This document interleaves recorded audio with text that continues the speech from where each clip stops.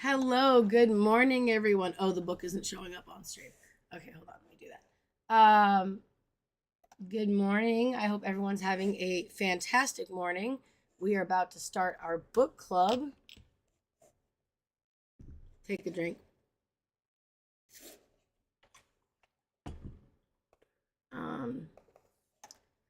Should probably get the book online. There we go. All right.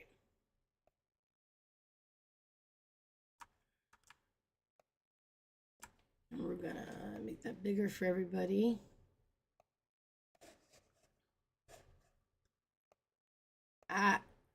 Make it bigger. There we go.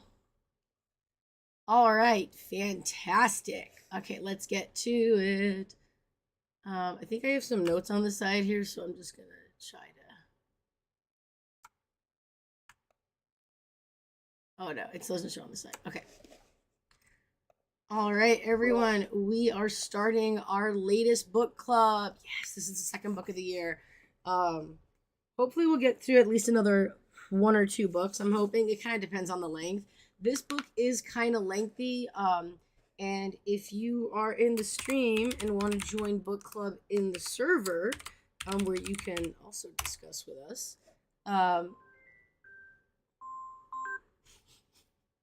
I love my father. Every time I start a stream, he has to call like right at the beginning, and I'm like, Dad. I just have to text him. There we go. Okay, so we are starting Modern Witchcraft with the Greek Gods. This book is around 380 pages. Now, that being said, this week we were assigned to read pages 1 through 26, which, if we. Oh, by the way, Discord, you guys are still seeing the book, right? I'm asking because now it's streaming in two different places. All right, so we did have the author pages, so it was written by two authors. But what I was going to show you guys was that if you scroll down to like, I mean, these little quotes are actually cute. But if you scroll down to the actual first page of the first section, that's page like 13.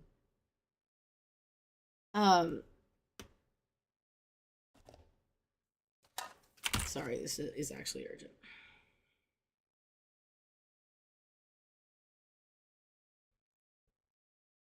Okay.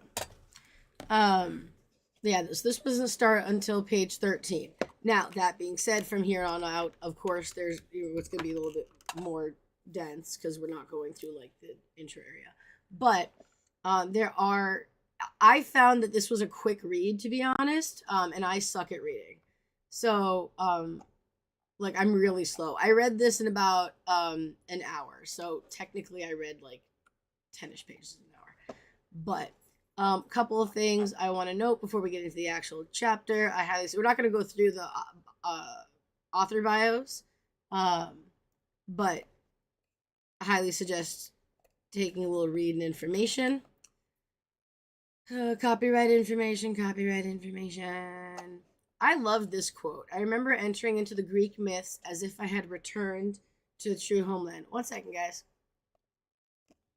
I should probably make sure this is getting on the right mic.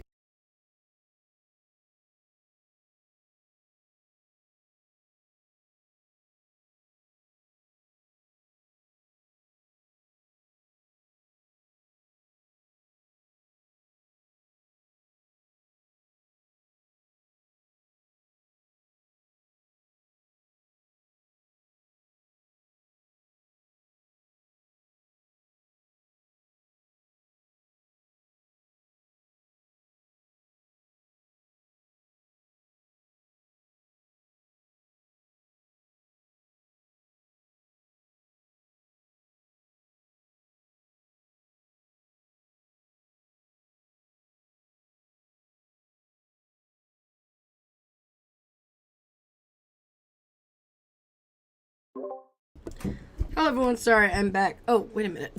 You forgot to give me the phone.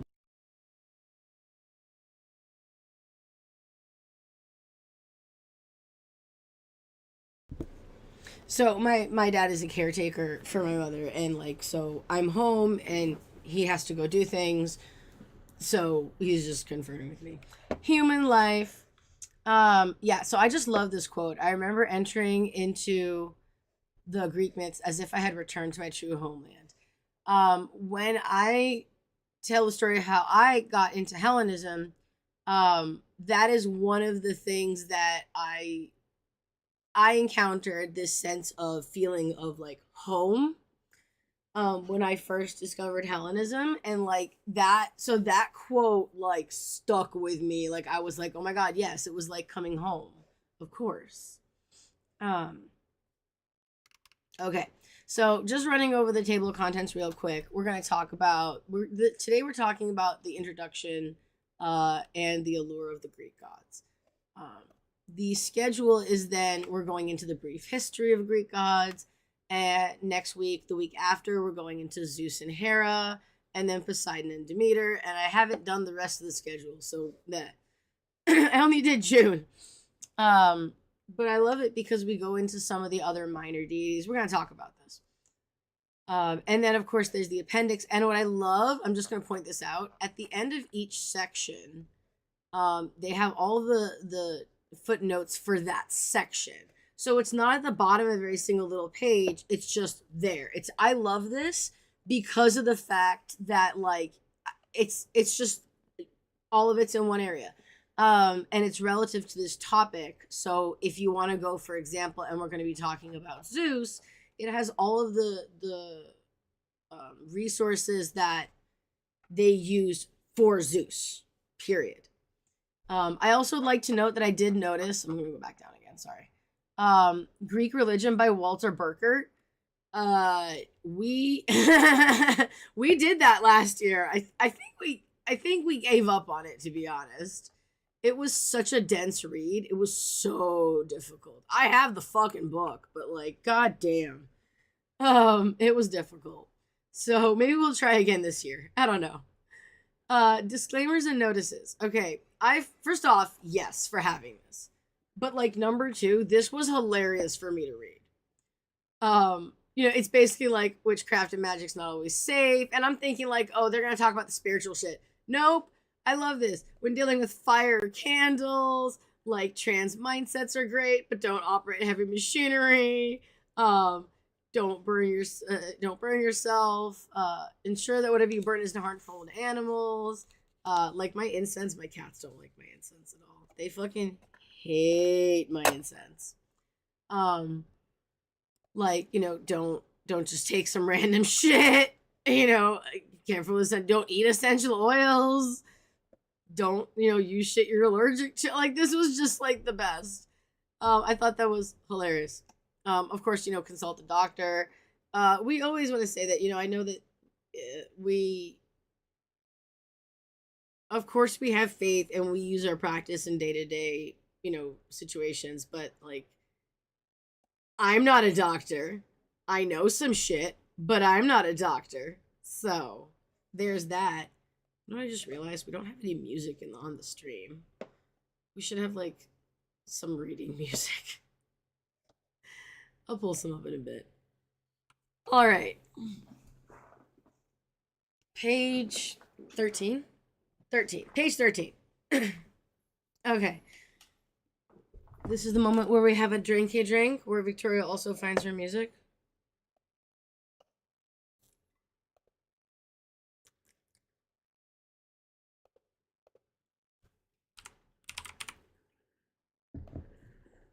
It sucks that I can't stream the music to both. I can't stream the music in the server as well. Because if I could stream the music in the server, it would capture it anyway. So, yeah, we're just putting on some quick music for our... Oh.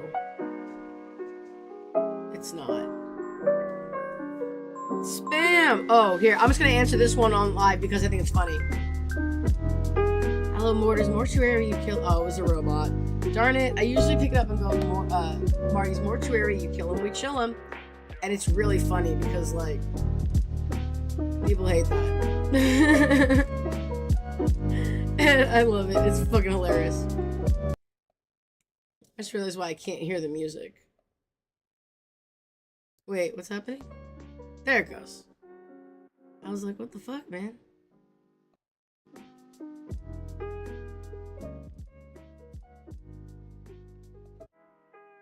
Wait, what? There we go.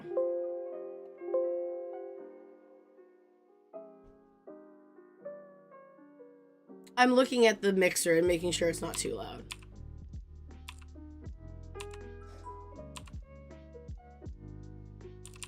And also making sure it's not too loud for me. Okay. So, introduction, the allure of the Greek gods. I love this. So, I love the first question. Why would a modern witch choose to work with the Greek gods? You know, after all, there's so many pantheons, right? So, I'm going to pose the question, why were you a witch first? Which witch were you?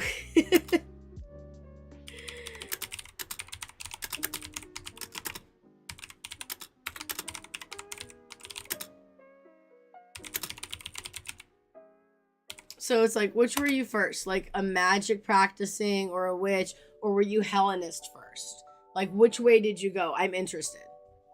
I weirdly accidentally,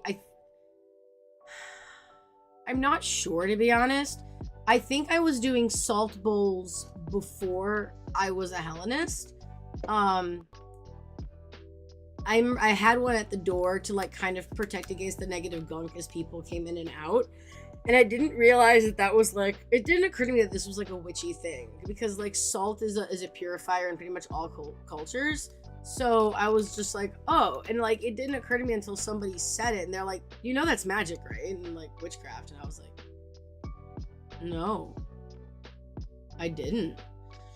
And I remember when I was much younger, I would write spells. And then like, but I also wrote poetry, so like, you know, spells are poetry adjacent. Or can be, right? Because I like rhyming. So that, but I don't think I was consciously doing it like on purpose until I was Hellenist. Eclectic witch that couldn't keep the practice constant. Started searching about 16. Got it. Thank you. I got it. Drive safe. Eclectic witch that couldn't keep the consistent practice. You started Wicca when you were 16. Oh, cool. I definitely want to learn Wicca at some point. I just want to learn it. I'm definitely moving towards a path of like, I guess, I don't know how to say this. Like, I want to earn the title of expert from the community. And part of that includes learning about other practices and stuff. So yeah. So the author actually was really young, like 8 years old, when they started learning about the Greek gods. I would say I was a little bit older, a couple years older, but I definitely knew about magic and myths and stuff, but I didn't actually start reading them and like learning them until I was a few years older. To be fair, there were many shows at the time that centered around witchcraft and magic and mythology and all that. So it was a lot easier to get into it. Name your favorite TV show that has to do with magic or like mythology. Your first connection with the gods was Percy. You know, I haven't read Percy Jackson. I really want to, and I feel like I might pick it. It feels like it's going to be a fun read. So, someone was talking about a Percy Jackson book club. So, all right. So this was really cool. Let me just go back here. So the author picked up their mother's copy of Mythology by Edith Hamilton, and they were reading about Artemis, and they said right here, a swooning sensation overcame me and filled my body with bliss as I read about Artemis. I actually want that highlighted. Can I highlight it in here? Because as I mentioned, I had a similar like wave of sensation, which as I tell my story, I always relate to people saying like, I had this overwhelming feeling of like home. Like the first time I said Hellenist or Hellenism, whatever it was, I was like, literally it felt like Poseidon sent a wave to wash over me to just kind of settle the turmoil of like, I don't know where I belong, and like I just had this like, I'm home. this. I'm gonna cry. I said this like, I'm home. This is where I belong.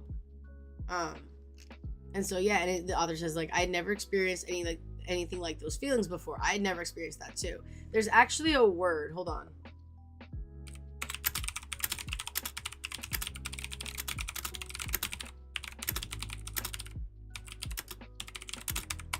I think it's Gaelic. Hiereth. Hiereth means a homesickness for a place you've never been. That is exactly what I was feeling. Like, I should probably look at the fucking chat. And so the author goes on to say they were bigger than I was, bigger than everything I knew. My rational mind didn't understand the feelings, but a deep part of me knew the gods had stirred something within me that was primal and true. That's the moment I knew I was pagan. Well, we're gonna learn a lot about it, Void. Where I start, like I read the first section for today, and I flipped through the book a little bit. I think it's gonna be a really good book, to be honest. It feels like an easy read, and there's lots of it's gonna tell you in this section. We're gonna go over what is in the book and like what the chapters are like. So, because this is the intro section. So like, yeah, I definitely want to hear people's individual stories. I'm gonna put a bunch of questions in the book club channel, so everyone can answer them there. Maybe I should put the questions before we read the chapter. Yeah, we'll figure this out. These are like doing book club. This is like the first in HH. I've never done book clubs outside of HH, so I think this is like the fourth book club that we actually, or this will be the fourth one where we will finish the book. I mentioned earlier, we actually tried to read Greek Religion by Walter Burkert, like the first year, and I was like, why did I pick this book up? This book is so dense. It's so scholarly. All right, so this is where did I see it? Oh, okay, whatever. It says, however, when I looked deeper into ancient Greek culture, it was clear that magic was very much part of their lives. I noted here Auntie Hecate, vision boards. I want to note that like our lives are still very much connected to magic, regardless of whether we do magic on purpose or not. And I wanted to see if anyone had any ideas. I put vision boards on here because I saw a really cool like TikTok that was basically like, you're doing magic. You're doing magic. When you do mantras, you're doing magic. When you make a vision board, you're doing magic. That's part of it, right? We're putting our energies into willing something to go our way, into whether that includes offerings for deities, for assistance, that it is my will to pick up and put down this bottle of nail polish. So I have picked it up and I am putting it down. Now, if something is too heavy and I want to pick it up, I can ask for help, right? But regardless, I'm still involved in the process of picking it up and putting it down. I gave my intention, I did the thing, and I'm finding my result, right? So I would love to hear other people's other people's experiences of like day-to-day average things that would fall under like magic. Excuse me while I sniff.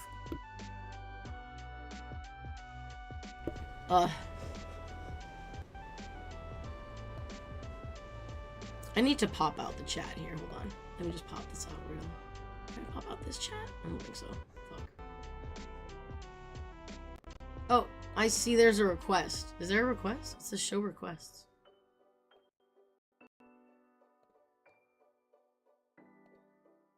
Oh, no, it's just giving me that prompt for some fucking reason. You guys can raise your hand to come up stage if you want to say something, like on voice. Just know that your voice will be on stream.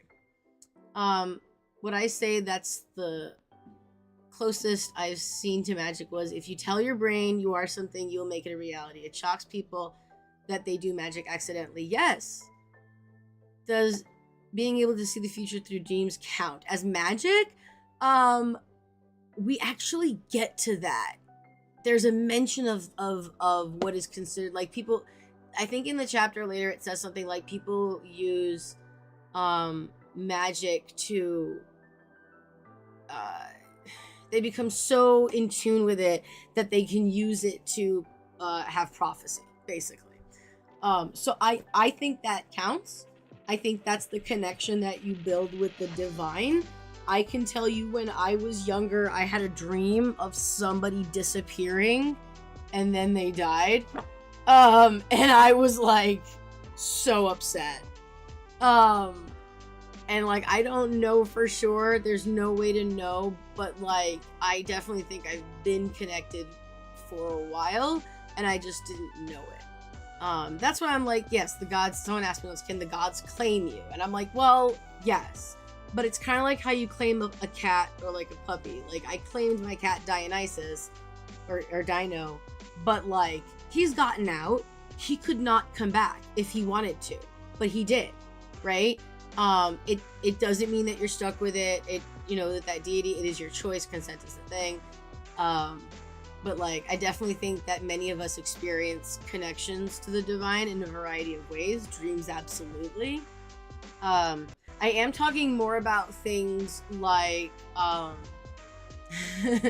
like when you're making food for someone or for a family and you're like, today's been like shit and I just want everyone to get along, and you're sitting here stirring your food and putting the ingredients in, you know, like mint or dill or like basil, whatever, and each of those have meanings, right? I've made what's called magic pizza, where I'm like, basil for prosperity, salt, a dash of salt for purification, you know, that kind of stuff as well.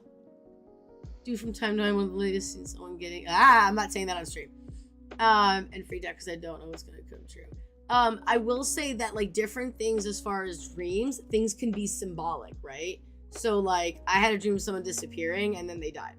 Like, they disappeared and then they, like, people couldn't find them. They didn't just poof. They couldn't find this person. And later on in the dream, the person came back and was like, it's fine. I'm like, no, you have to stay. People are looking for you. And they ended up leaving. They left. And so like, in the dream. And so when the person died, I was like, oh, they're not with us anymore, but they're still here, right? They still exist in their afterlife, but they're just not with us. We can't find them. We can't see them anymore. So yeah. Okay, so let me see here. Keep typing what you're typing. It's okay, I still want to know. So we have ancient witchcraft, magic, and power. So, historians believe that a vast majority of ancient Greeks used magical practices with deity reverence in order to enhance their everyday lives. I want that like on a poster. Like, this is such an important sentence that I want to memorize it. Historians believe the vast majority of ancient Greeks used magical practices with deity reverence in order to enhance their everyday lives. Like I said, vision board plus deity. Or a really good example that I just thought of was like when you dedicate something to a deity. Like, you're like, I don't want to clean my fucking house, but for fuck's sake, Auntie Hestia would be ashamed at the state of this house.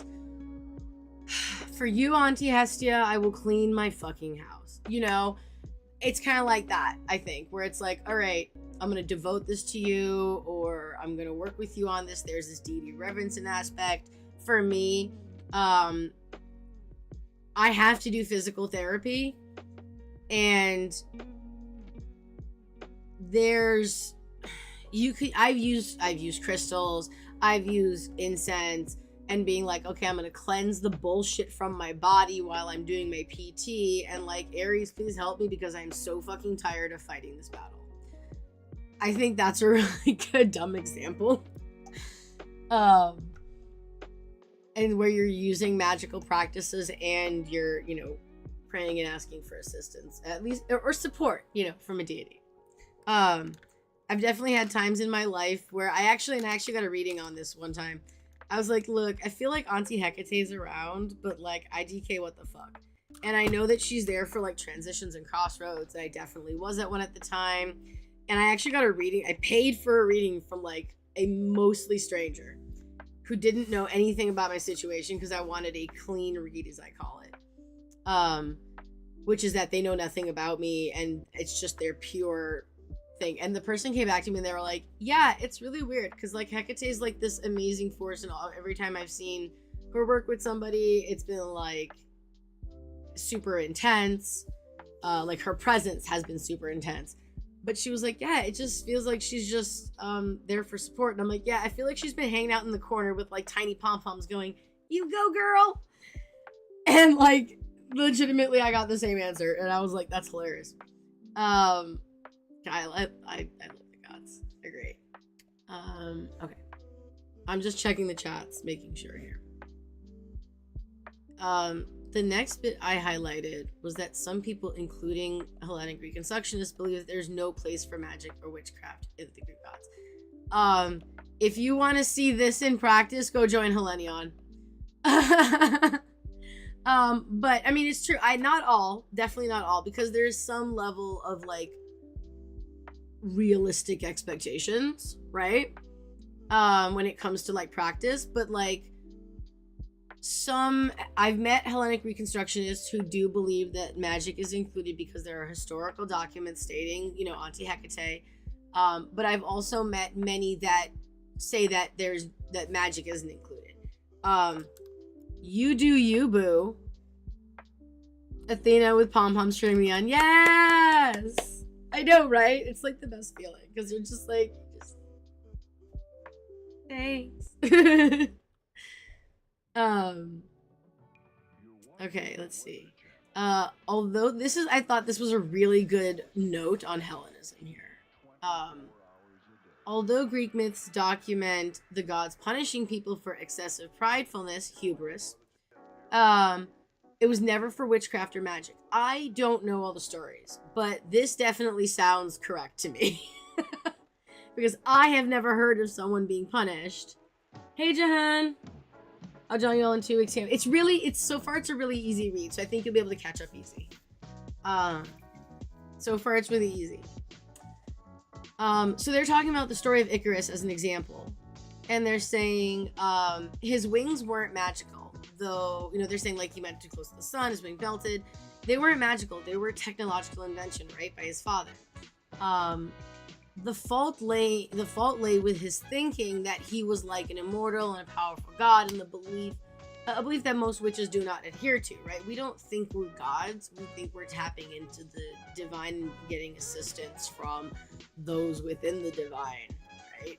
I mean, there's other types of witches and stuff too, but like, and with different beliefs, but like something similar to that.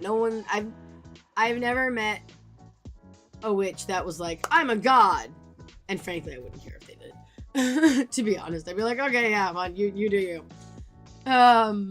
Just don't expect me. And actually, I will say this: everyone's welcome of any belief within HH, 100%. The thing that we say is, no one gets special treatment. Everyone here is equal. If you want to say that if you are a child of the gods, if you are connected to the gods, if you are, I don't know, a purple dinosaur, it doesn't matter. We love you. We love everyone. Just everyone has to be treated equal. That's all. So, it's not a belief that most witches adhere to. Likewise, in Greek myth and fiction, hey D, there's no evidence of excessive pride on the part of witches and magicians, such as Circe, Calypso, Perseus, Aeetes, Medea. I can't say that one, and I don't know this one. I don't know all of the stories, and I'm not a scholarly resource. Please don't think of me as one. Please don't think of me as one. No, I know nothing. That is my job in HH, to know nothing so I can ask the questions. But I also have never heard of anyone being scorned specifically for magic, but for hubris, and this was just a doing of his own, but like Icarus, like, if you're gonna walk around thinking you're hot shit, you better be able to back it up, otherwise shit's gonna go down.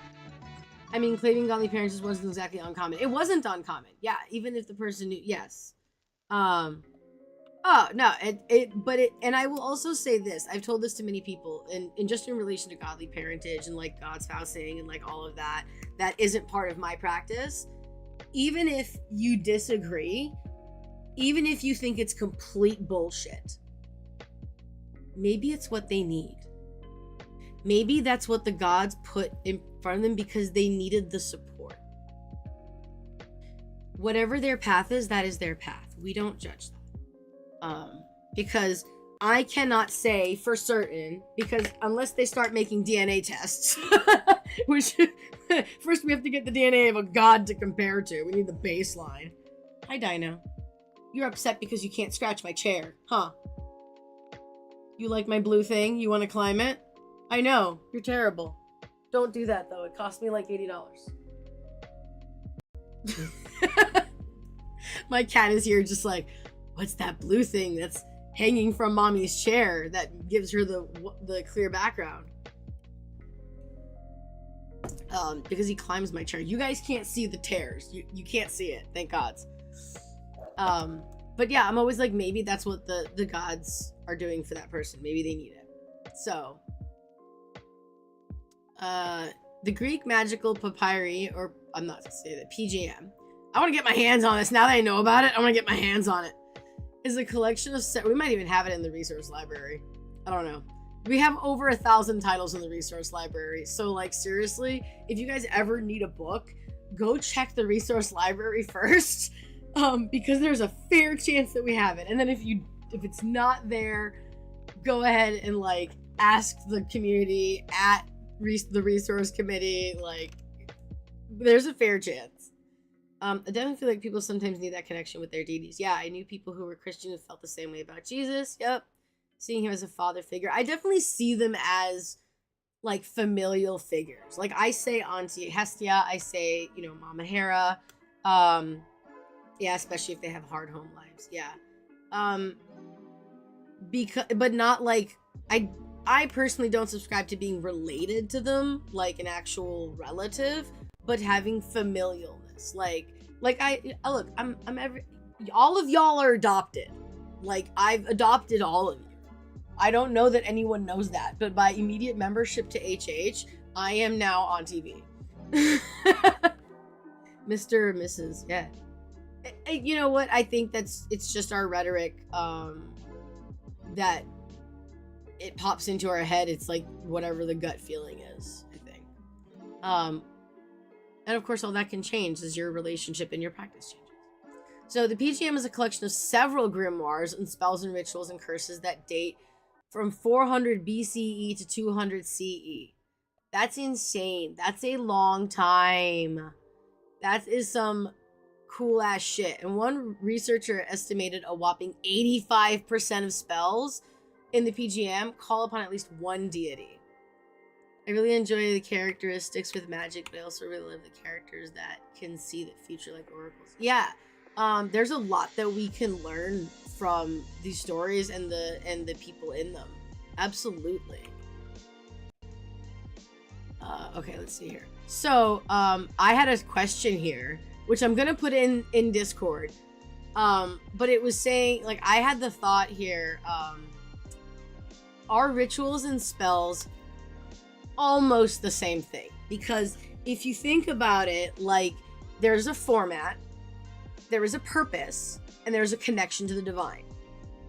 At the root of it, I was like, I feel like they're almost the same thing at the root of it. Obviously not all spells, but spells that specifically call upon the Greek gods, right? We're gonna discuss this in the Discord server, because like I'm interested on the thoughts, especially as someone who doesn't do too much magic. Like, I don't do a lot. Well, I don't do that's not true. I don't do a lot of spells. Let's say that. My cat is whining to get out. He's terrible. I don't know if you guys can hear him. He's like yowling. It's so loud. He's downstairs too. That's the worst part. I know he's downstairs, which means it's so loud we can hear him up here. Okay, so current magical practices. This includes the use of spells, rituals, cleansing, incense, music, altered state of mind, magical circles, incantations. These are all different aspects of magic as we use them in current day practices, right? There's also like workings of workings with gods, celestial deities, using herbs and correspondences, cardinal directions, elements, wands, chalices. Whew, that's a lot. And they also, of course, there's ancestor work. There is working with the dead, there's working with spirits, and it mentions here daemons. Just reminding that daemon is not, you cannot hear the meower. I know, he's so cute. I should just start, I mean, there's pictures of my cats in the pet channel, but I should just start posting pictures of my cats with like quotes from like the books or something. So daemons and demons are not the same thing. I just want to point that out. I am not intimately familiar. I love to learn magic, but I know I'll see spirits. My dumbass. Whoa. And my dumbass takes walks outside in the middle of the night. No. Yeah. I'm very weird about cemeteries, especially like I'm very weird about like not walking over a grave, like on a grave. I just feel like it's rude. I feel like it's like I'm stepping on you. How does one go about ancestor work? I don't know, because I don't like my family. So I don't want to do ancestor work. My family, I think, I don't know historically. My grandmother was pretty cool because, of course, she loved HH. But I don't know that my family or my ancestors would like me. So I don't want to invite trouble. There is absolutely, you should ask in the server, because like there are a lot of people who do ancestor work. Yeah, I think it's one of those, like, if you don't like your, like, if, I don't know. I don't have a good connection with my family, so.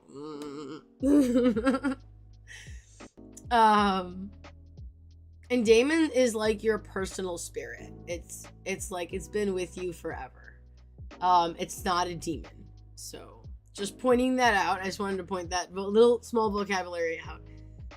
We got another small vocabulary later, actually. The Greeks practiced magic for love, health, blessing, protection, and healing, and so can you. There were also curses were common, bindings. You might have to learn magic. I mean, look, like I said, I had a salt bowl in my house long before I knew magic shit. And so, like, with so many similarities to today's magical practices, it is possible the Greek gods may already be present, whether we call upon them or not.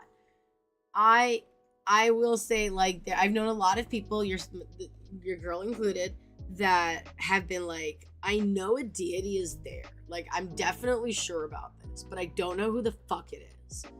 And it's like, I didn't call them, like, I didn't call Auntie Hecate. I never did anything like that with Auntie Hecate, and she just like showed up and was like, yo bitch, pom-poms, keep going, just in case you needed some backup. And I do think that, I think the gods, one of the things we talked about in the last book was that gods, there are qualifications to be considered a deity. One of them being that they are omnipresent, which means that they're, have the ability to, or are in many places, in all places, like kind of at once, but also not fully. Think of it like they're watching their Twitter feed, or I'm sorry, it's not called Twitter anymore, it's called X. Stupid fucking name. But look, they're watching their social media feed when you're living on your own. Yeah, that makes sense. Like, you have the space. I see what you're saying. You have the space and the freedom to be able to practice that and learn it. Yes. I will say, I'm gonna give you guys a little tip. So this is what I did with my dad, because my dad's not really into this. He's now respectful of it. But like, one of the things I did when I first moved in was I was like, yo dad, I'm gonna do some weird shit. And he's like, okay. I'm like, I'm gonna make a simmer pot. This is what it is. This is what it's supposed to do. And he's like, fine, just don't put anything like too stinky in it. And I'm like, no, it's gonna be like flowers and like vanilla and like citrus and stuff. And that was fine. But that I did have to explain. But the thing I did that I was like, oh, here's the actual why I'm doing it, and here's the non-religious thing, which was that I lined the entrances of the house with salt, with pink sea salt to be specific. Yeah, there isn't any room for altars and stuff. Yeah, that's rough. Mini altars. Your girl's gonna start making and selling them, actually. And I told him, like, one of the things you can say, lining your house like things with salt can actually prevent things like ants and other bugs, because they can't eat the salt, and walking through the salt dries them out, and can harm their exoskeleton, which makes them easier to kill and makes them more likely to get hurt and die. So, you know, yeah, I love pink sea salt. I like sea salt better because I you know, Poseidon. But it's also like has more minerals and shit, like in general. Reddit. I did. Oh, that's great. Thanks, Jahan, for putting that in. Possible ideas for altar. That's great. You're so sweet. And you were saying that you have a weird feeling of someone being in your home. Maybe you should do some cleansing. Yeah. You know, I try to cleanse often. I'm not great about a schedule. Hecate's Daphnon moving on the calendar honestly really fucks me up. So as far as like scheduling, so I think I'm gonna start doing it like on the 31st or the last day of the month. We'll see. Or like the last week of the month. I have chipped my nail. That is not great. It's fine. It's not bad. It's just gonna annoy the shit out of me. That's why we keep a nail filer at the desk. I can file my nails and like talk about book club. Oh my gosh. Alright, so with so many similarities to today's magical practices, it was possible for the oh, that's the thing we just talked about. We're moving on. Okay, so why might a modern witch want to work with the Greek gods? So I should check to see if this is... It's not looping. Glad I checked it. Oops. I feel like this is very silly about Poseidon, but silly Poseidon frightened me a bit. Never prayed to him before. I didn't want to offend him. So I don't have as good of a relationship with the typically male gods as I do with the typically female or like queer gods, or like, yeah.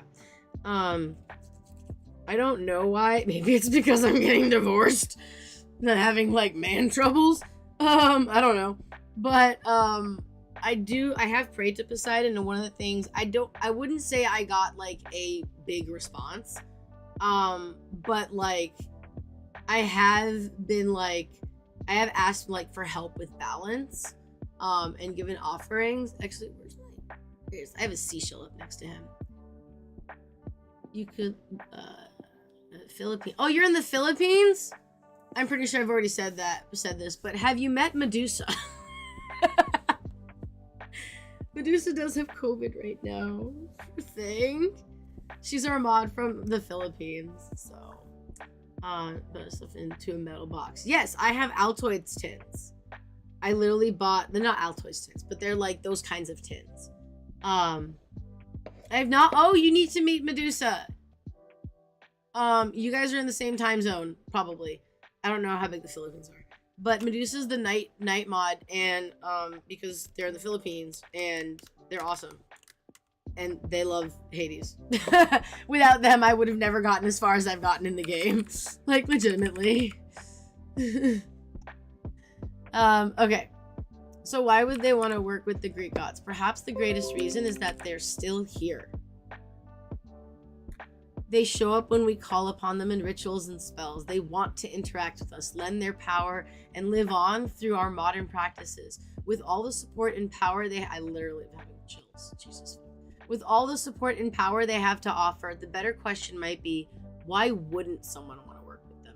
I fucking love this. This is such a powerful paragraph. I love this. The greatest reason is that they are still here. They show up when we call upon them. They want to interact with us. They want to lend their power. They want to live on through our modern practices. Why wouldn't someone want to work with them? This is also, I think, a great sentence that explains a lot of the facts, because I have heard a lot of people, yeah, it's 1 a.m. Oh, Jesus, you poor thing. Go to bed.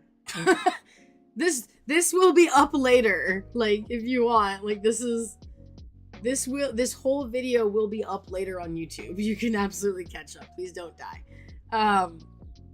But I love this, and I've heard a lot of people that, like, the Greek pantheon is kind of, I hate saying it this way, but this is the way I heard it. It's kind of like a gateway because the Greek gods are so well known. And so therefore they're easier to connect to because a lot of people already know a little bit about them. Although I have to say, my father knows very little. about the gods. I've had to correct him multiple. He's like, oh, isn't Aphrodite the god of this or that? And I was like, no, dude, she's the goddess of love. What the fuck are you talking about? We need to rewatch Hercules here. Let's rewatch Hercules. Let's rewatch Xena. We need some more familiarity in this house. My little brother, his favorite story is the story of Arachne because I've told it to him like 3 times. Probably more. I definitely pray. Okay, all about Eli. I definitely pray much more frequently with the goddesses, specifically Hestia, Athena, and Aphrodite. I've worked with Apollo and Hermes in my practice, as well as Zeus for many things, but mostly the very masculine gods intimidate me a good bit. I'm very off topic, sorry. No, let me, this is the thing, this is a good answer, because the last sentence is, why wouldn't someone want to work with them? Because you might be intimidated. Because, they're a fucking god. Think about meeting someone who's like 7 foot tall. You just have to go and just hope they see you and like, hello up there. They're gods. Of course they're intimidating, and it's very fair and very valid. I kind of think of it like also like if you go to a gym and it's your first time at the gym and you see like these yoked ass gym bros there and they're just like pumping hard, you're gonna be like, I'm gonna go over here and go on the treadmill until you're done. I don't want to exercise next to this person because my level and their level are completely different, and like and I've actually had that issue with a lot of people because I have fibromyalgia, which is a widespread chronic pain illness. And all of the accoutrements and co-diagnoses that come with it. Not all of them, but some of them. And so I have, years ago when I was doing more hiking with my partner at the time, they had friends and they would regularly go on like 5-mile, like steep hikes. I can't see what happened. Drink chalice. Thank you, Eli. You're right. I need to hydrate. Hydrate or die straight, everybody. Let's go. I would be like, I want to go on the hikes with you and your friends. And he's like, sweet, you would die. And I was like, so I'll go for like a mile or whatever, and then I'll sit down and wait. And like, that's the thing. Like, their level is so much, their level of existence, I'm going to say, as gods. We're like so much higher, right? I can't compare. So it's understandable when, for example, like that would make me anxious and I'd be like, should I really go on this hike with them or whatever? They're just, I've had, it's exercise level differences, right? And so you're like, they're so much more powerful, right, than I am. They have more of the ability to do more than I can. And that's intimidating. Right? If you're going to go to the gym with someone or you're going to do an activity with someone and they're like super good at it, it can feel a little intimidating. When you're dealing with someone, be they mortal or deity, who's at a higher level than you, it can be intimidating. So like valid. But, when you're ready, when you feel more able to interact with them, then you're ready, right? Says, why wouldn't someone work with them? Maybe you're not ready. Maybe that anxiety, maybe that that gut feeling is telling you that you don't feel like you're comfortable in a place yet in your own self, in your own practice, in your own confidence, to be ready to work with this particular deity. It can also just be anxiety. But I always say, like, listen to your gut.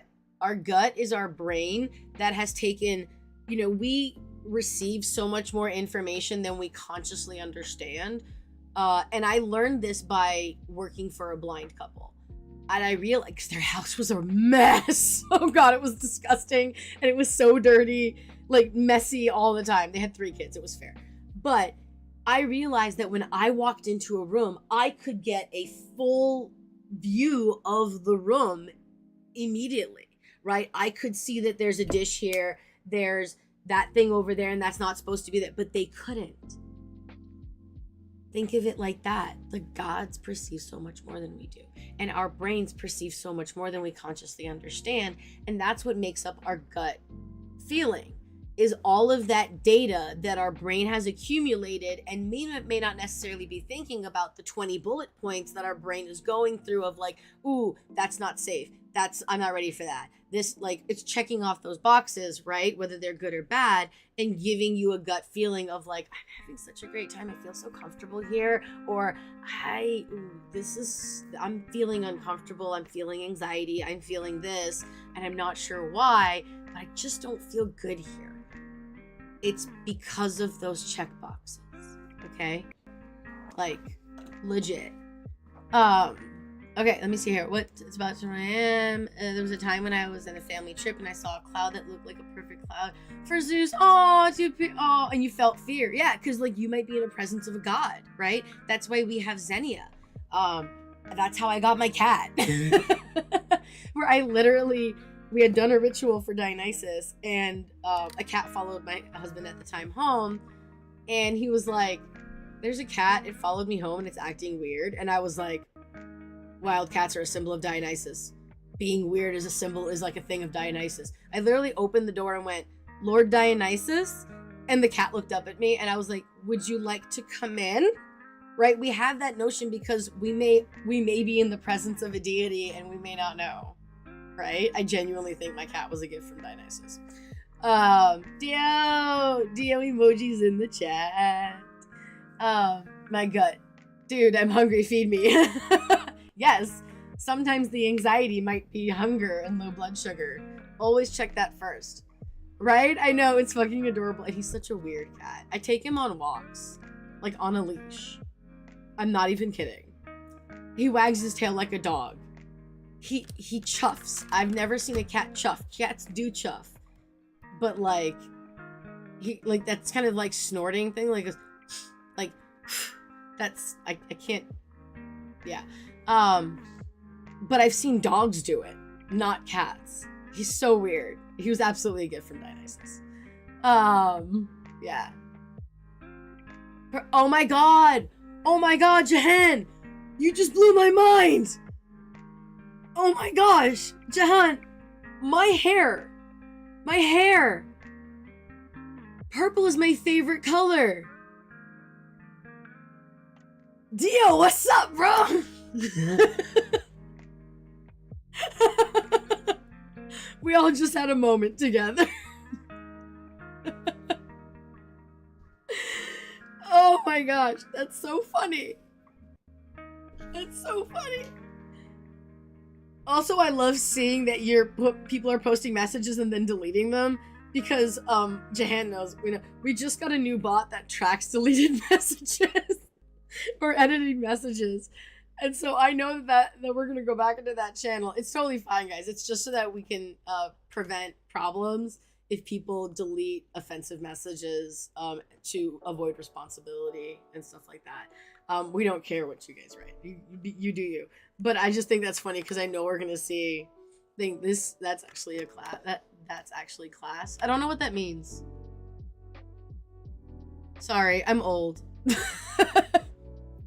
All right, so we were talking about earlier, I mentioned that we're going to talk about this section. It's how to use the book, which I love. I love when books put this in. It's a description. It's a precursor. Oh my gosh, I haven't seen that clip in forever. That's from Fantasia.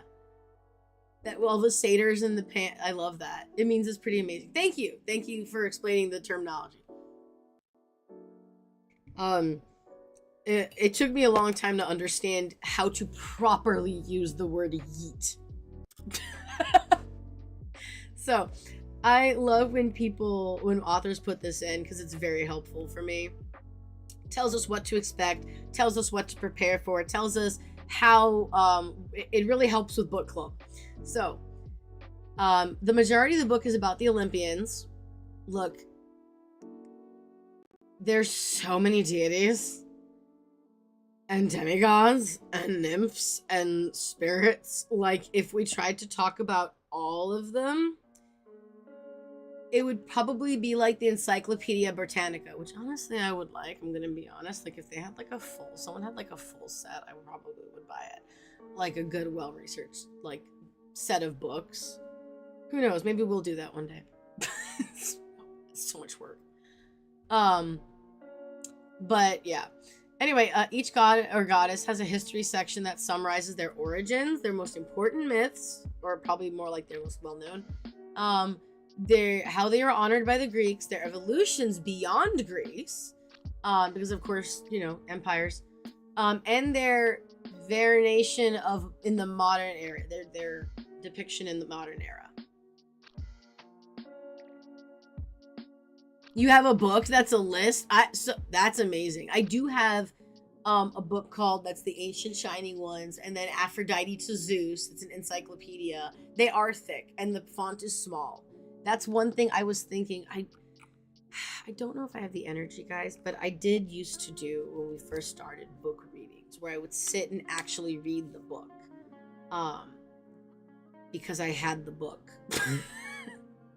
That's the book that's the one where I was reading Greek Religion by Walter Burkert, and I was struggling because they had so many hard words, ancient Greek words, and I was like, I don't know how to say this. So like, I would love to do that again. I just need to be able to work from home. Greek Religion by Walter Burkert. We have it in the library. Yeah, it's very scholarly. Yeah, it's gonna be, yeah, if they did that, it would be like an unabridged dictionary if they had all the stuff. I knew that's why you were asking about it, John. I knew it. Sharing the brain cell. It's not an easy book. So these sections are gonna be summaries. They're not gonna be super detailed. And I wanted to highlight, we have another vocabulary word here. So there's also sections. I'm gonna scroll back up to the thing right now for a second. So we also in this book have guest passages for each of the sections. They said that they asked many people that they knew who were like devotees of that deity, etc. Back to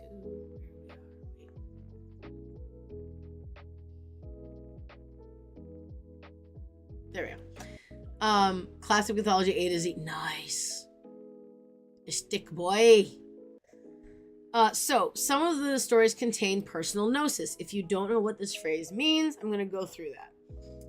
There is there's oh my god.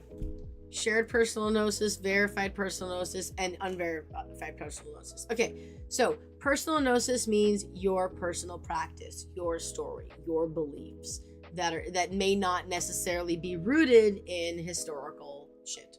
Okay? No, not like agnosticism. I can't say that. So unverified personal gnosis is their personal beliefs, right? Then there's verified personal gnosis, which is like, an example would be like, a lot of people agree that Hermes probably really likes energy drinks because of his personality and jobs. Dude needs energy, okay? Red Bull gives you wings. A lot of people think Red Bull, and I genuinely would agree, because I feel like I feel like he may have liked the commercial, right? So the fact that Hermes, shared personal gnosis is SP. That's the one where people have this one in common. Verified is historical verification. My apologies. So unverified personal gnosis is your personal practice that may not be verified through historical or community means. Shared personal gnosis is multiple other people agree with you and have the same belief, like Hermes likes Red Bull. Hermes liking the commercial, that's my unverified personal gnosis. Hermes liking Red Bull is a shared personal gnosis within the community. And I'm trying to think of a verified personal gnosis. That Hermes also has to do with the ferrying of the dead. I don't know. Yeah, so It's called unverified personal gnosis. UPG, verified personal gnosis. Again, that's the historical verification. That is VPG, and shared personal gnosis is SPG. Vocabulary.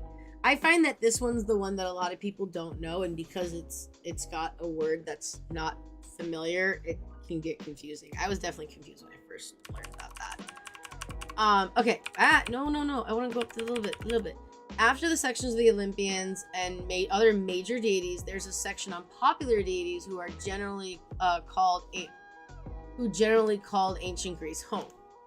The last section of the book consists of entries of lesser known Greek gods, and therefore it's called other notable deities. A few Roman gods are mentioned in the last section, and the holidays, which are in the appendix, or appear in the appendix.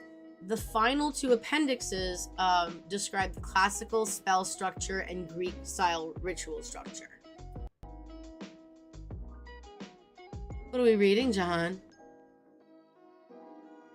Thank you. Yes. Is that pinned? It should be pinned. Can you pin it? That's definitely something that everyone needs to know. Like, everyone's probably going to need to look up. We might have to actually go through the pins and the channels because some of them are full. Okay, so a few notes about the book. So we know what to expect now when we look into the chapters and the books. A few notes about the book. The book was written as a guide for modern witches who want to work with the Greek gods. Okay? I like that they do address the differences in practice here. I wouldn't say it's not a book for Hellenic Reconstructionists because, again, people try their best, but it's not exact. But if you're a strict Reconstructionist, it may not be for you. This makes sense. And it says, I like what they say about it. The Greek gods are well-traveled, and this book reflects that. Of course, the Greek gods are well-traveled because in order to be a deity, you have to be able to be omnipresent, right? Religion was not a word that existed back in ancient Greece, apparently, but the presence of the gods pervaded their lives and provided constant spiritual connection. I love this. We're going to talk about it a little bit more, I think, later. The Greeks believed in many powerful gods who were neither good nor evil, but who had their own self-interests, strengths, weaknesses, and set of morals, which were sometimes in conflict with each of those, with those of each other and humanity. I love that. That was honestly the reason. That's probably one of the reasons why I'm Hellenist, because the gods do not pretend to be perfect.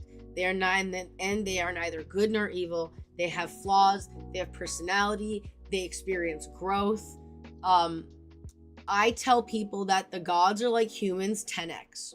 They are bigger, more powerful, but that also means that they are more susceptible to the swings of emotion and life and all of that.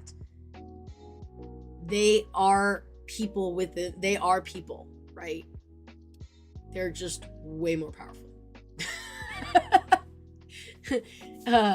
So like it helps people understand that aspect of like, because they're always like, yeah, but they're terrible. And I'm like, no, they're not terrible. Are you an asshole because you cut in front of someone and you were like thinking that by doing that you're saying that I need to get here, or like when you cut a line or something like in traffic, you're saying my thing that I need to get to is more important than the order that has been established and everyone's thing in front of me. Is that an asshole move? 100%. Is it, however, does that make you evil or a bad person? No. It just makes you an asshole in that moment. I apparently heard that they kind of embody what they embody. It makes sense. Yes. It totally makes sense. Okay, I don't know what clapped means either. Help me. Educate me. Please.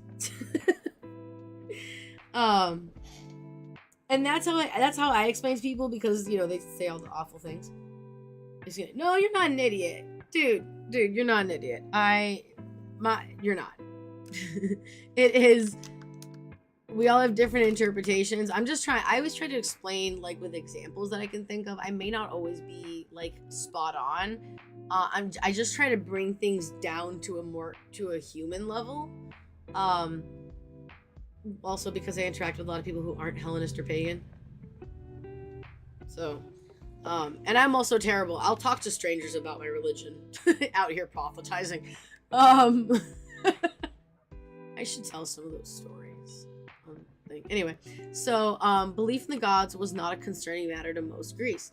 The gods were simply were, and the observance of them was more an attitude about life or a way of life. The gods interacted in meaningful ways with people in their daily lives, rituals, and festivals. Love that. And noting about what you were saying, Mary, about them embodying their aspect, some of the gods were also seen as often two sides of the same coin. They embodied something, but they were also the duality of it, right? So Zeus can both give and destroy. He was a god that is related to justice, and yet maybe he wasn't always just. And if you have watched Epic and you've heard the god games, he's like, all right, I'll give your boy Odysseus a shot. I'm gonna give him a shot to prove himself, though, and show you that he is also unjust, that he is also unfair. He's not this perfect warrior that you want, right? He's just fucking human, which is also a song, right? Remember something that I heard about the line, the reason why Zeus does Zeus things, wink wink, is the fact that he was the head of the pantheon, therefore acts like a king and embodies what a king represents. Yes. Also, what he does, wink wink, in the stories with other ladies, was also, we discussed this in the last book club. It was his job to be the king of the gods and thereby expand his kingdom, right? AKA make more gods.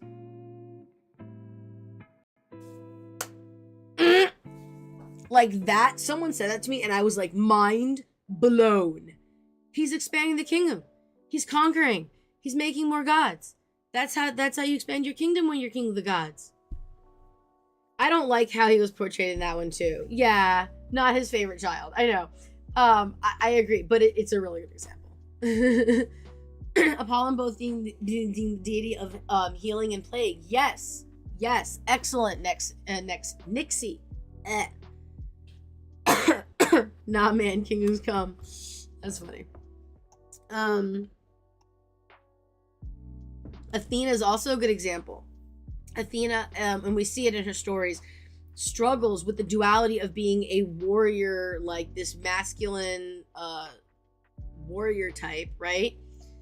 But also is the goddess of weaving and crafts, which is stereotypically in that time very feminine, right? Very feminine craft as opposed to like going to war.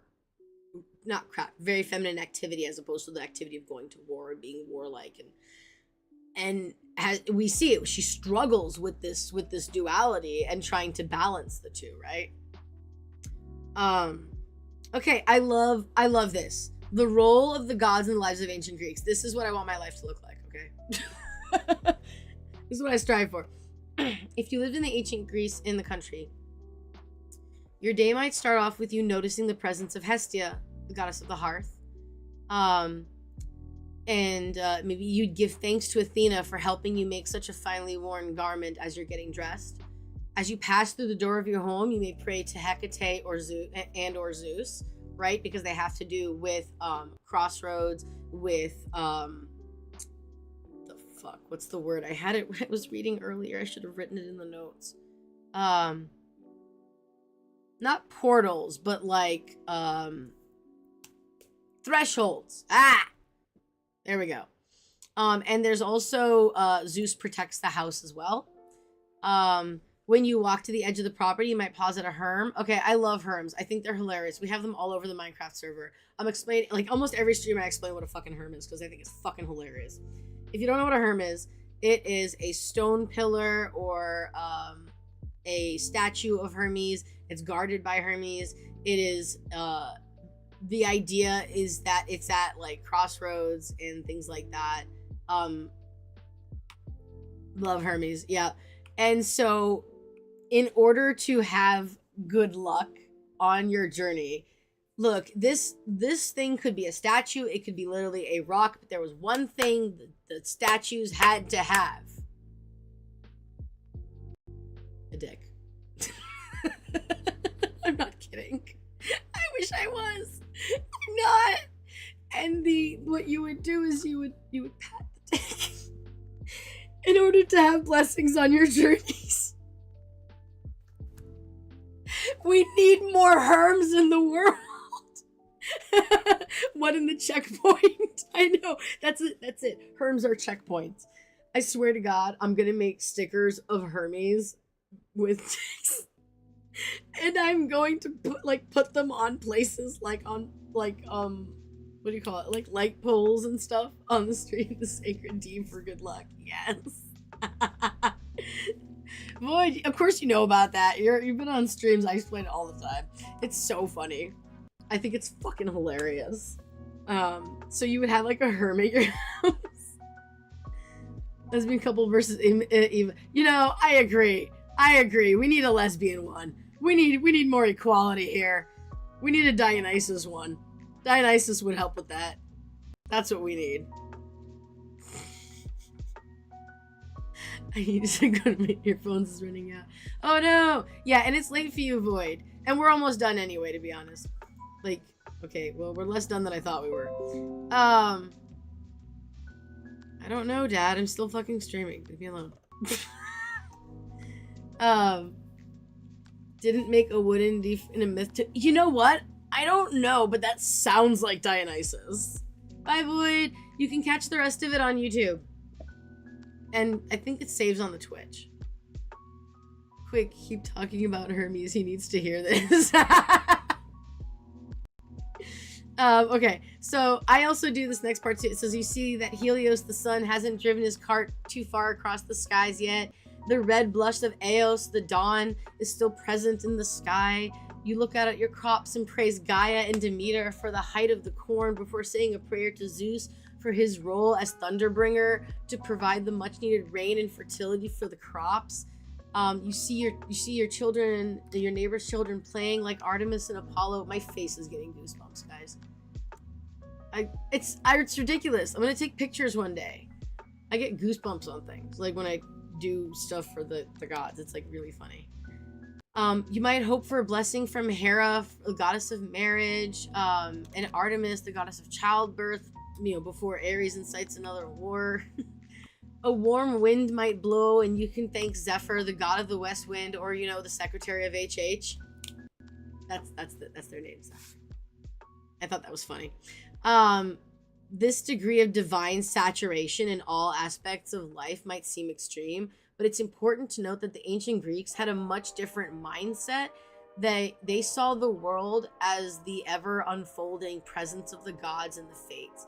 To them, life was full of moments and images that revealed those divine connections. I love this. I go walking every night, and I most of the time I say goodnight to Helios, and I'm always like, good night, Helios. Say hi to the other side of the world. Say hi to Medusa for me. Medusa the mod, not the Gorgon. I'll be like, good evening, Celine. You look shining and beautiful as always. And like something like that, and I genuinely fucking mean it. I say it out loud like a crazy person. I know this paragraph is chef's kiss. I fucking love it. It's like my favorite. So this is genuinely my favorite part of the chapter. Genuinely. The next issue that deserves attention is the difference between the myth and the cultural religious practices, which were often quite different. These days, people do take the myths literally, and I'm like, it's a guideline. It's like Aesop's fables times 10. Okay, it's not literal in everything.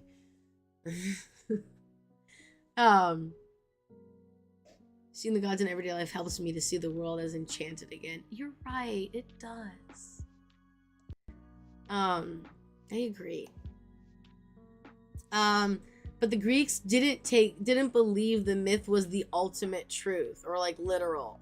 in everything. Rather, the myths were seen as folkloric stories and used as dramatic parts of rituals. They were like the Aesop's fables. They're the warnings to the kids. Don't go out at night or alone in the woods lest you be devoured by a wolf, right?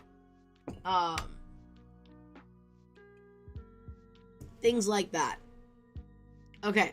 Another important issue to touch upon is the synchronization of the gods. Oh, I'm sorry. No, the thing that I didn't... It's right here. I put it in the right place. This is interesting to me. The synchronization. It says, though the Greek conquerors changed the vanquished gods when they would conquer an area. The vanquished gods' names to Zeus. And Zeus would even take on some of the old gods' myths. The city goddesses retained their name and powers generally, but their partner became Zeus, and by recreating the myths of the defeated city, the Olympian hierarchy was reinforced. It promoted the Olympian order and the rules from Zeus that affirmed the, I can't say that word, patrilineal aspects of the that the Greeks found important. Another important issue I didn't even know that. I had no idea. I am not a history buff. It is one of the things that I wish to learn. When I go back to college, I am definitely going to start taking history classes because I need to learn history better. It's just that some teachers are just lame ass. We need to do streamings of the History Channel. So the good one. Another important issue to touch upon is the synchronization of the gods. In other words, combining gods from different cultures with no distinction. Bye, Jahan. Thanks for coming in. In the ancient world, synchronization was apparently extremely common. Alexander the Great, the Greek Macedonian king, synchronized freely as well. In his campaign in the 4th century BCE, he ordered the construction of numerous syncretic temples throughout the Mediterranean, South Europe, Middle East, Africa, and India. He blended the Greek deities with numerous local gods, which demonstrated the Greeks' belief in flexibility of the gods to adapt to new places, take on new names and aspects. This demonstrates that the gods' power did not wane or cease once they left Greece. If anything, it grew. This is something I cannot get some other people to understand. If we can change if we can learn and grow as tiny mortals, why can't the gods? Why would we expect that the gods wouldn't be able to? Why do so many people believe that Zeus is this one-dimensional bad guy, goes around not treating people the best, right? No wonder there are so many fucking gods in Greece. Yeah, I know, right? And this basically explains how Osset became Isis. Oh, cool. Yeah, and because Christianity would do that. If you are unaware, many of the holidays, or several of the holidays that Christians have co-opted, originally comes from other ancient cultures. And the thing was, especially Greeks and a lot of other pagans, they were like, you're not taking away our festivals. And the Christians at the time were like, okay, fine, but just include our God, okay? Can we just call it this? And they're like, do we get to drink and revel and all that shit and do all the stuff that we like that's traditional? And they're like, yeah, mostly. And then people were like, yeah, fine, whatever, I guess. Whatever. Because let's also understand this. Great quote. A man convinced against his will is of his own opinion still. We might go out and say, yeah, okay, we're doing your thing, your Christian thing. But in their heart, in their home, did they convert? Did they really? I'm just saying. A man convinced against his will is of his own opinion still. And you can come in and you can do that shit, but that doesn't mean that the traditions and stuff are changing. I'll do it my way. That's a Backstreet Boys reference. I'm pretty sure it's Backstreet Boys. It's an old reference. And I love this. This demonstrates the belief of the gods' flexibility to adapt, and that when the gods' power did not wane or cease once they left Greece. If anything, it grew. I'm just gonna say this: Hermes and the internet. All I'm saying. So while historical synchronization was rampant, we want to make it clear that this book does not synchronize Greek gods with non-Greek deities, spirits, or saints. For example, we would not consider the Egyptian god Ammon's myth or qualities in the passage about Zeus. I love this. I feel like they should have put this in the other section, the warnings and beginning, but I'm glad that they actually took the time to state this and acknowledge the fact that synchronization was a thing and that they are not necessarily doing that. They're not doing that. Another issue that we encountered while writing the book was limited information about some deities, like Hestia. Hestia always gets the short end of the stick. So they didn't do the good, the bad, and the ugly. They did the bad, the ugly, and the good. So there's issues with historical documentation for sure. People wrote the majority of this is important. Most of the ancient records were written by wealthy men who lived in the two largest cities of Athens and Sparta. These people wrote a majority of the poems, myths, philosophy, art, and commentary. And while these are good primary sources for some aspects, these writers did not take into account the lives and perspectives of people who were poor or working class, women, slaves, people who lived in the country, right? And to bridge this gap, we're using secondary sources, interpretations of primary sources, as well as perspective from sociologists, historians, anthropologists, and philosophers who made educated guesses about the archaeology, the art, the secondary records, and explorations. I know, they bougie fucks, right? They don't know. They're like, oh my god, like, why is like $5 for a double venti triple whip? I don't fucking know. I don't order that shit. I don't drink coffee. Why is that like too expensive? I like doing stereotypes. At least that one stereotype because I'm good at it. There's also the last factor to mention here is that the ancient Greek culture was not a utopia for all of its people, as is true for today. Humans be humaning. The upper class enjoyed far more benefits than the middle and lower class. The other abhorrences included blah, blah, blah, blah, all these awful things, and rarely human sacrifice. Look, I have been told by multiple people who are far more educated than I am that human sacrifice was almost never a thing. Like, almost never. It was not a thing. It was not something you were going to see in ritual. And that's just a shitty thing that's been perpetuated. That's all I can say. I'm just letting you guys know. And then the good. The goal of this book is not to romanticize ancient Greek culture or discuss its complicated faults. We believe it's important to acknowledge these shortcomings, right? But we can take part in the evolutionary aspect of the gods without condoning the practices of the people, right? Even though there certainly were bad aspects of ancient Greek culture, there were also many inspiring aspects about it too. The community rituals were full of revelry, dancing, music, and feasts. The mysteries gave people spiritual depth. Personal magic was common to most people. Art and design developed into meaningful works that fostered greater love of the gods and senses of the community and shared that shared community feeling that is associated with religion and religious groups, right? Many of the gods were celebrated for their complex gender roles and identities, and ancient Greek games encouraged athletic competition, beauty, and skill. The ancient Greeks found a way to live immensely spiritual lives and celebrate the gods who inspired them in every moment. Everything I have learned, I'm gonna fucking cry. Everything I've learned from researching this book boils down to that point. No matter what era we live in, we can cultivate magical lives that satisfy our souls to the very core. This book is gonna be so fun. Just this introduction has me like jaw-dropping. It has me like these powerful statements. I know, right? It's so beautiful. The intimidating aspect. The Aztecs, yeah. It's just... I mean, we've gone through a couple of paragraphs that were just like, oh my gosh, this book is going to be so great. So with that, we have finished chapter 1, whatever, section 1. We're going to be doing, I think, about 20 pages per time. I posted it earlier. Let me just scroll back up to it. Okay, so next Thursday, we are going to be talking about pages 26 to 53 A Brief History of the Gods by Jason Mankey. This is one of the guests. Is it the guest, or is this the yeah, no, it's the other author. Okay, so it's the other author. So we're gonna be doing the Brief History of the Gods.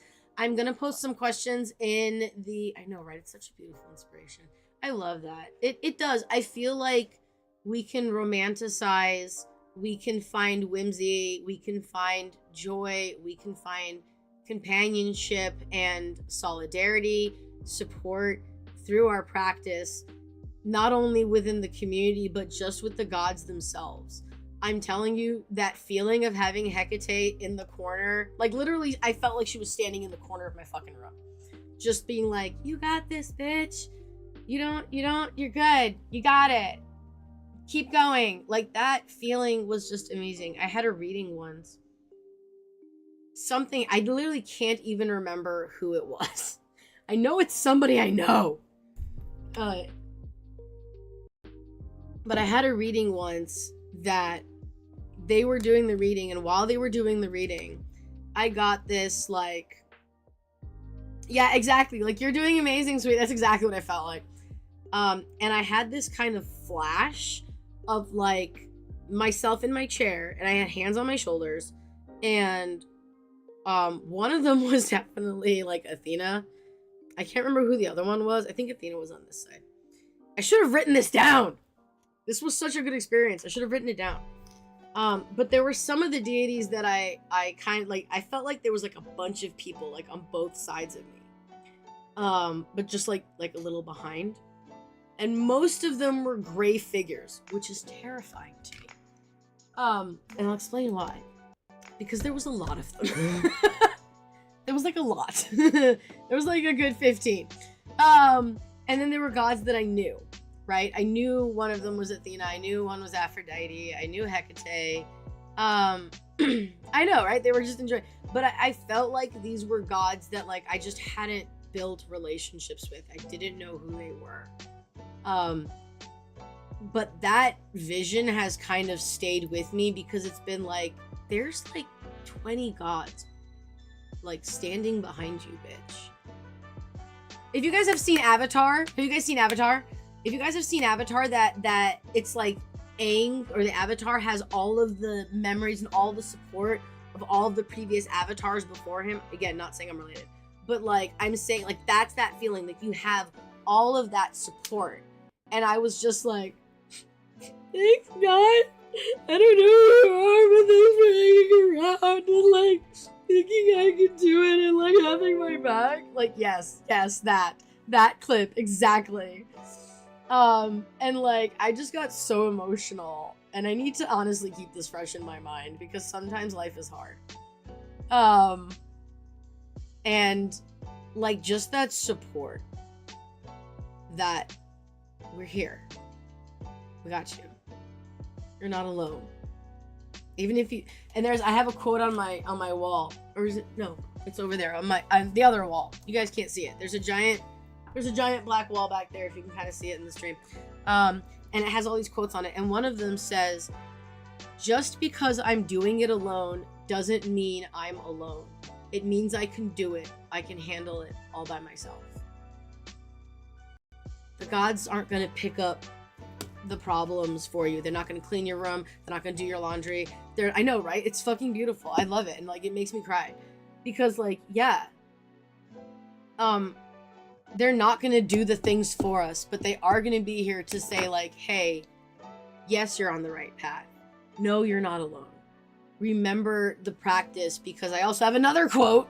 It's over there. It's a new one I just learned, which is, like, kind of fucking me up, I'm going to be honest. Because my confidence has taken a tank over getting divorced is not fun. And things affect us, and sometimes our self-confidence kind of sucks. And I love this. Self-trust is confidence in disguise. One of the things I feel like is that they're, that we're here, we're supporting you. But you gotta trust yourself to do the thing, because they're not gonna do it for you. And trusting yourself and following through with those helps you build that confidence. And maybe, regardless of whether or not I'm going to like work with those deities or whatever, having that feeling of like, yeah, I'm doing it alone, but like I'm not alone. There's friends, mortal friends, and deities, and you know, ancestors and spirits, and my personal daemon, and whatever the fuck else, right? That is there. That does want me to follow my path. I just have to have the confidence in myself to do it, and that comes one step at a time. And if I was going to impart any knowledge that's not really Hellenist or like Greek or like pagan, it's that following through. Actually, it does. It is. I'm sorry. I can relate this to this. Hold on. You don't have to do a ritual every week, every month, every 6 months. But you can trust yourself in your practice to acknowledge the gods, acknowledge their presence, and have the intention, right? The love of the gods in our hearts.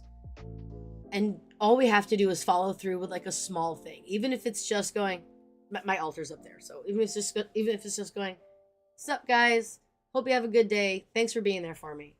Even if it's just coming home and saying, thank you, Auntie Hestia, for keeping me safe. Even if it's just touching, I have stickers of Medusa on my doorway as part of my protection stuff. Even if it's just booping Medusa, right? God, I want to boop the mod Medusa. I want to arrive in the Philippines one day and just surprise her. Just be like, surprise, I'm here in the Philippines. Bah. Even trusting yourself to do the small things. Yeah, our mod Medusa is in the Philippines. They're our night mod. They're amazing. They're like, we need more night mods. Just because most of our membership, like, we know that's why we have the time zones. The time zones are a practical tool. If you don't see your time zone, it's fine. Just get the closest one. It's just for us to use as a tool to be like, okay, we want to make sure things are covered. We want to make sure we try to make events that are a decent time for everyone, or at least play replays. I really need to play replays at night more. And like kind of organize stuff for us mods. That's why it's there. Yeah, I know, right? Like we try. It's just hard. We have to work with people's schedules a lot. That's why I actually switched book club to the morning. It used to be the evening, but so many people were missing it because of the time zone difference that I just put it in the morning. Okay. So yeah, like just trust yourself to do the little things in your practice. You don't have to do a lot. If you don't have anything to offer, the love of the gods is enough.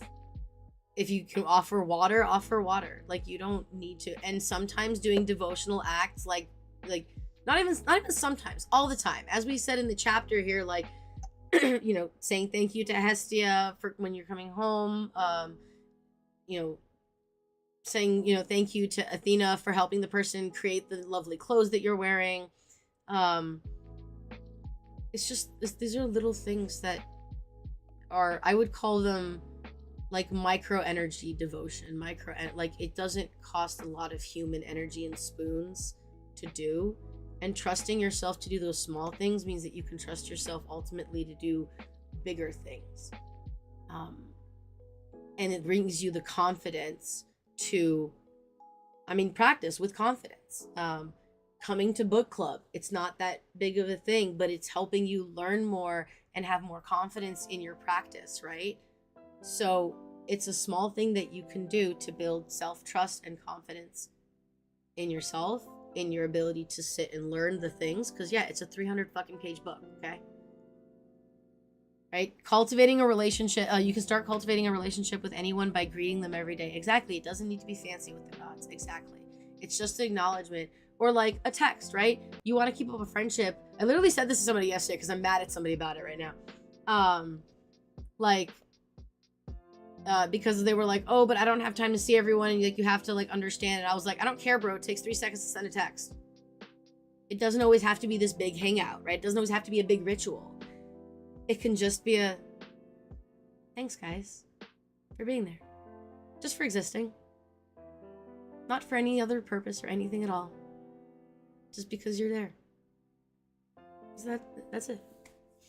I'm gonna wait for you, Strawberry. Strawberryal. That's a cute name, Strawberryal. Okay, so I'm gonna type in the chat here. I'm gonna go back to my notes so I can pull it down. I'm gonna copy the book link as well. I'm just gonna copy this whole thing and then crop it.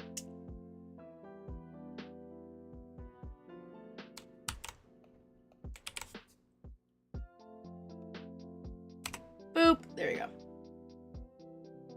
Let's see how it'll go when I try to start personal relationship with Lilith. Ooh, I missed the Lucifer ritual, and I'm kind of sad. I wish we had recorded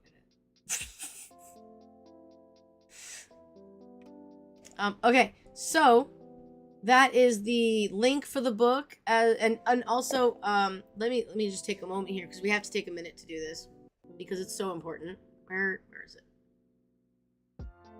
It's okay. We're gonna go to. Is this it?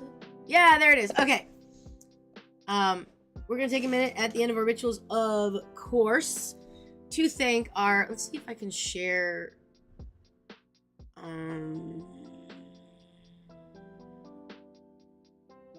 I'm just gonna say it. I was trying to share it in Discord. Oh, this is the fast one. I think this one might not be dated right. Okay, so yeah, it's not the right one. A big thank you to our Patreon Temple patrons, Dugga, Affectionate Kitten, Mycius Porcius, Cherry Aspen, Zephyr, and Nova. Without their support, we wouldn't be able to pay for things like the Minecraft server or the website. We wouldn't be able to do things like giveaways, which actually I really need to do another one. And of course, we want to thank our Pegasus boosters, Alistair, Bees, Blade, Cherry, Eli, Mercury, Sam. Oh, I needed to go back. It went too fast for me. And I'll name the other ones in a second, because without them, we wouldn't be able to do the high quality streams. We wouldn't be able to do the fun things in the server, like all the emojis that we just did for Pride Month. Go check them out. We have a whole bunch of new emojis that were created by our mod Elmo, like Rapid Fire. And the rest of our Pegasus boosters are Red Robots, Sam, Sir Quinn, Vinegar, Mercury, and Zothic. Thank you so much to them. We really appreciate the support. We don't need any more boosting. Please don't boost us anymore. Please go to Patreon instead.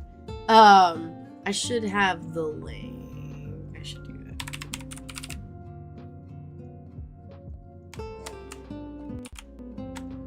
And I'm going to try to start posting more on Patreon, because we do have content that is special and not public yet that we can share. So big thank you to all of those amazing people. Without them, we would not be able to have as high quality or as good of an experience within the server and within HH and all the things that we do. So thank you so much for all the support. And if you guys would like to support and you can't do Patreon or anything like that, we have a channel called Bots and Bump. You can just use the /bump to make sure that we're bumped up in Discord, and that helps other people who are looking for a pagan home to find a good pagan community that they might enjoy as well, just like you do. Please give us a review on Discord. I'm gonna put that link in there as well, because that really helps. And it also helps people to understand, like, tell what kind of experiences or what things that you enjoy doing or channels you enjoy in HH, because that helps people understand more about the server before jumping in, and to see what other people are getting from the server, what positive experiences they have, so that they can have something to look forward to. Also follow us on social, because that really helps. Again, the more that you interact on socials and on these platforms, new spell idea, Patreon, for more entertaining energies. It's fellow chaos witches. Oh, I see.